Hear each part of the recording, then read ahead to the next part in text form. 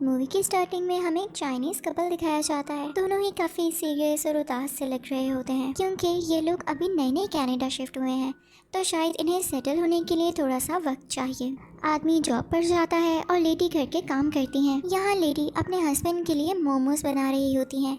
ये एक Chinese dish है जिसे बाओ भी कहा जाता है। ये इस मूवी के मेन कैरेक्टर का भी नाम है। अब यहाँ पर ये लेडी बाओ बनाकर यानी मोमोज बनाकर अपने हस्बैंड के सामने लाती हैं। वो ऑफिस से लेट हो रहे होते हैं तो जल्दी से कुछ बाउस खा के चले जाते हैं। और अब जब थकी हुई लेडी वो बाओ यानी मोमो खाने लगती है तो एकदम उसे कुछ फील होता है और वो उसी वक्त उसको खाने से रोक लेती है। जब वो लेडी बाओ को अपने मुंह से बाहर थूकती है तो वो एक कटोरी में जाके गिरता है, यानी एक किस्म की बास्केट में जिसमें वो खाना लाई थी। उसमें तो जैसे जान आ जाती है। उसके छोटे छोटे हाथ और पाँव निकल आते हैं और वो रोने लगता है बिल्कुल छोटे बच्चों की तरह। लेकिन साथ ही वो खुश हो जाता है जैसे वो उस लेडी को अपनी माँ मानने लगा हो और उसके फेस के साथ अपना फेस रब करने लगता है जैसे छोटे बच्चे अपनी माँ के साथ करते हैं। इस लेडी के भी कोई बच्चे नहीं होते तो वो इस पाव को यानी एक मोमो को अपना बेटा बना लेती है। वो बिल्कुल इसके साथ इसी तरह रहने लगती है जैसे कोई अपने बच्चों के साथ रहता है।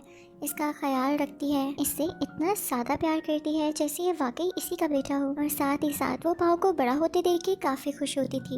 इवन वो उसकी हाइट भी मेजर किया करती थी, यहाँ तक कि वो लेडी पाव को खुद फीड करती थी। और जब कभी उसने बाहर बाजार या मार्केट जाना होता तो वो कभी भी पाव को अकेला घर नहीं छोड़ती थी, बल्कि हर टाइम उसे अपने साथ रखती थी। अब एक दिन लेडी और पाव प्लान करते हैं कि वो मार्केट जाएंगे और कुछ स्वीट्स खाएंगे। अब इस दिन ये लोग बहुत एंजॉय करते हैं। बाओ को भी अब ये लेडी यानी अपनी मॉम बहुत अच्छी लगने लगी थी और इनकी बॉन्डिंग काफ़ी मजबूत हो चुकी थी। अब जैसे जैसे बाओ बड़ा हो रहा था लेडी को इस चीज़ की फिक्र थी कि वो मैदे से बना है और काफ़ी वीक है। वो अक्सर भागते भागते गिर जाता था या मेल्ट होने लगता था। अगर उसे कोई चीज़ लग जाती तो उसकी शेप खराब हो जाती।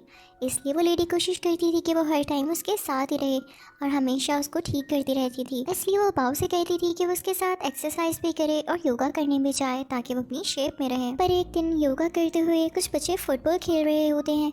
बाओ भी उनके साथ खेलने की कोशिश करता है और जब उनके साथ जाता है तो उसे ही फुटबॉल लग जाता है और उसकी शेप ख़राब हो जाती है।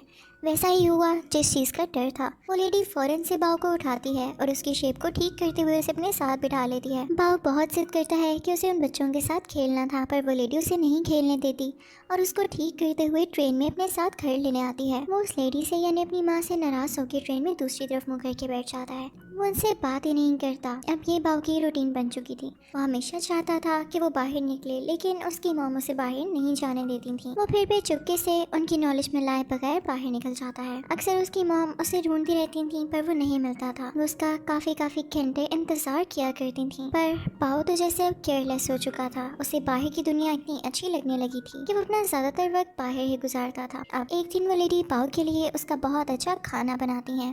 उन्हें वो खाना बनाने में काफ़ी टाइम लगा था और वो खाना इतना मज़े का था और देखने में इतना टेस्टी लग रहा था कि कोई और हो तो वो फ़ौरन से खा ले। पर बाओ यहाँ पर उस खाने को खाने से मना कर देता है। बाओ उस खाने की तरफ ध्यान ही नहीं देता और बाहर चला जाता है। वो लेडी उसे बहुत ज़्यादा रोकती है और उसके पीछे भी जाती है, पर वो नहीं रुकता।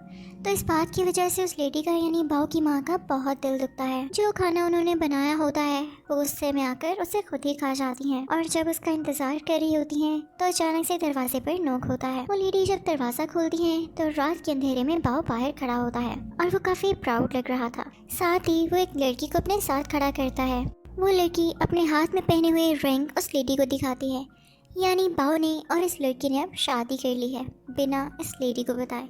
इस चीज़ का इसे बहुत दुख होता है कि आज तक ये बाओ से अच्छी रहती आई, लेकिन बाओ ने इन्हें क्या सिला दिया। अब बाओ बताता है कि वो यहाँ पर किस लिए आया था। वो अपनी माँ यानी उस लेडी से कहता है कि मैं यहाँ पे अपनी बीवी को दिखाने आया था और अब अपना सामान लेके यहाँ से जा रहा हूँ। बाओ अपना सारा सामान पैक करता है और अपनी बीवी के साथ वहाँ से जाने लगता है, पर लेडी को बहुत गुस्सा आता है। वो दरवाज़ा बंद कर देती है। वो कहती है, नहीं बाओ, अब तुम नहीं जाओगे। तुम हमेशा मुझसे बदतमीज़ी करते आए हो, पर अपनी माँ को तो छोड़ के मत जाओ ना, मैं तुमसे कितना प्यार करती हूँ। पर बाओ उनकी एक नहीं सुनता और बाहर जाने वाला होता है। तो वो लेडी गुस्से में आकर उसे खा जाती है, पर जल्दी उसे इस बात का एहसास होता है कि उसने क्या कर दिया। उसने बाओ को मोमो समझ के खा तो लिया, लेकिन असल में अब उसने अपना बेटा खो दिया, वो कभी वापस नहीं आएगा। इसके बाद वो काफ़ी खामोश रहने लगती है, हमेशा रोती रहती थी। इवन उसके हस्बैंड भी जब उससे पूछते कि तुम्हें क्या हुआ है तो वो कुछ न कह पाती। फिर एक दिन हम देखते हैं कि लेडी सोई हुई है कि तभी उसके सामने दोबारा से बाव आ जाता है। क्योंकि वो सोकर उठी थी तो वो ठीक से देख नहीं पा रही थी, और जब वो अपनी आंखों को रब करती हैं तो उनके सामने एक इंसान होता है जो कि साय में बाव जैसा ही लग रहा था। यहाँ मूवी में हम पर रिवील होता है कि इन्हीं का बेटा है, जो कि काफ़ी अर्से पहले, काफ़ी साल पहले इन दोनों को छोड़ के चला गया था।